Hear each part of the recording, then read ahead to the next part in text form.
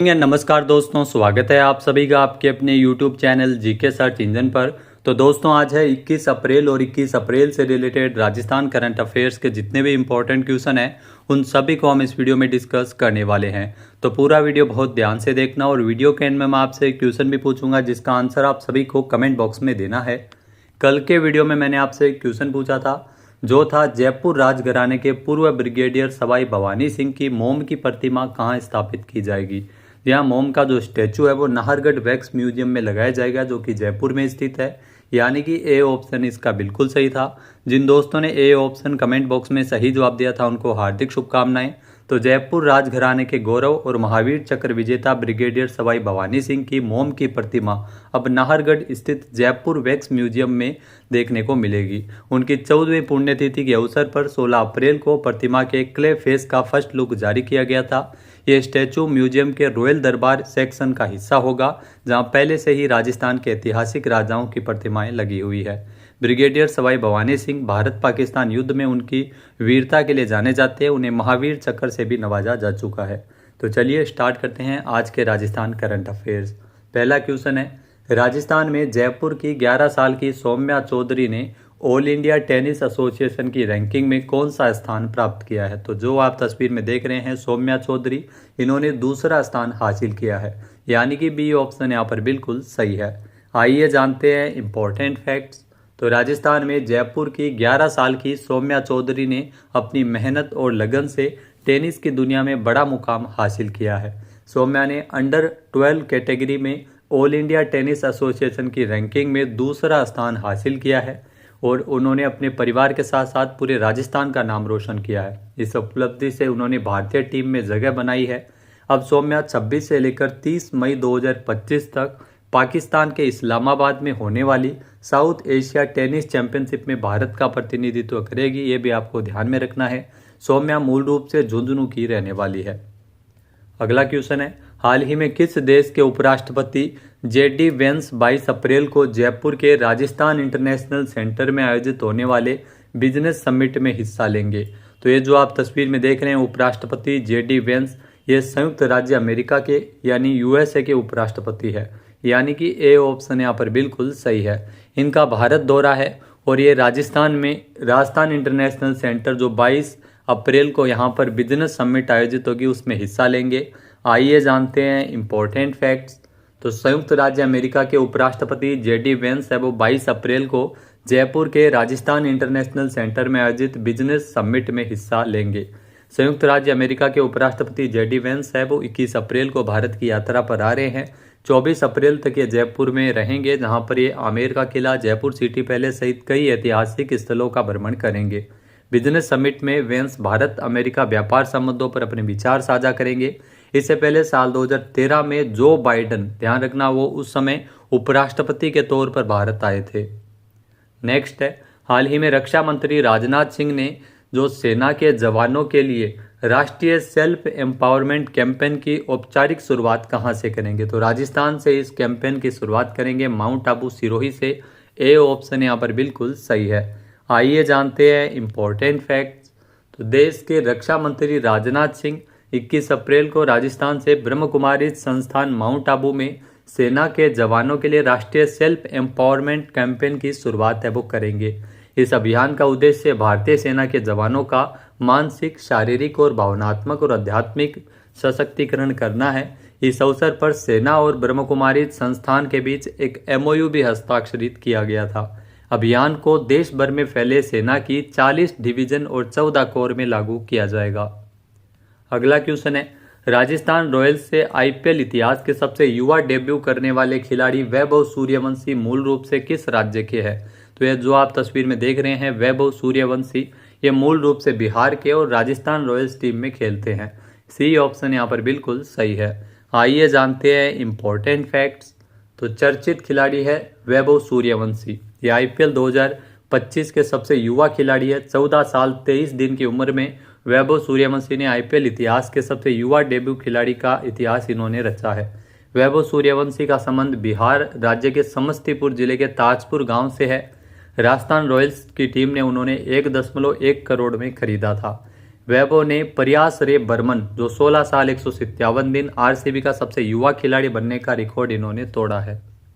अगला क्वेश्चन है, राजस्थान से किसे भारतीय कृषि अनुसंधान परिषद यानी आईसीएआर का महानिदेशक नियुक्त किया गया है? तो भारतीय कृषि अनुसंधान परिषद आईसीएआर का महानिदेशक नियुक्त किया गया डॉक्टर मांगीलाल जाट को, यानी कि बी ऑप्शन यहाँ पर बिल्कुल सही है जो आप तस्वीर में देख रहे हैं।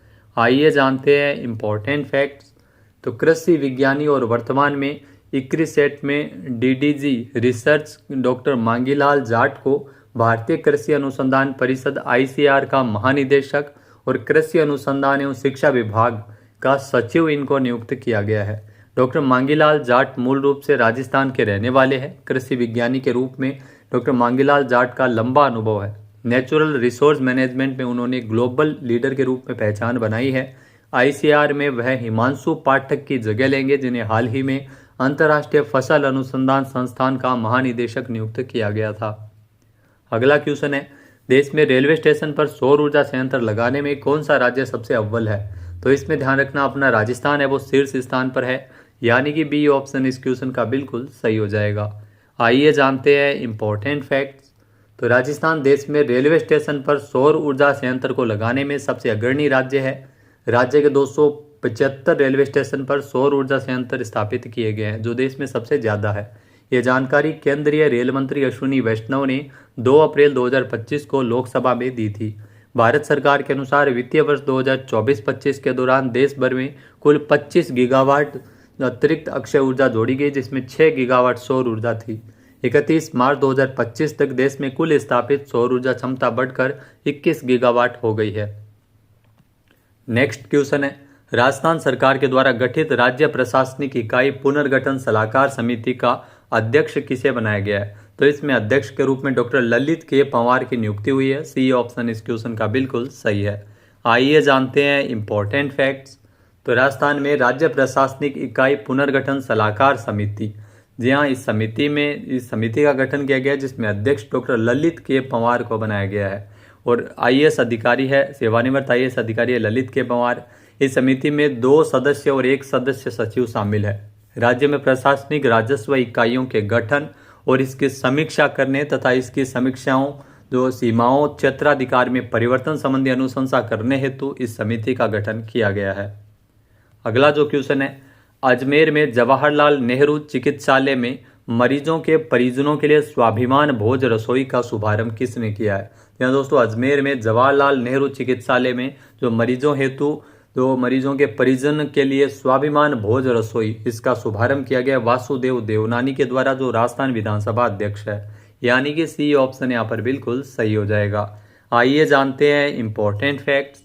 तो सामाजिक सरोकार के क्षेत्र में जो अग्रणी संस्था जवाहर फाउंडेशन के संस्थापक अध्यक्ष उद्योगपति एवं समाजसेवी रिजू झुनझुनवाला की अनुकरणीय पहल पर अजमेर संभाग के सबसे बड़े अस्पताल जवाहरलाल नेहरू अस्पताल में मरीजों के परिजनों के लिए स्वाभिमान भोज रसोई का शुभारंभ 22 फरवरी को किया गया था। राजस्थान विधानसभा के अध्यक्ष वासुदेव देवनानी ने इस राजस्थान में जो स्वाभिमान भोज रसोई का शुभारंभ किया।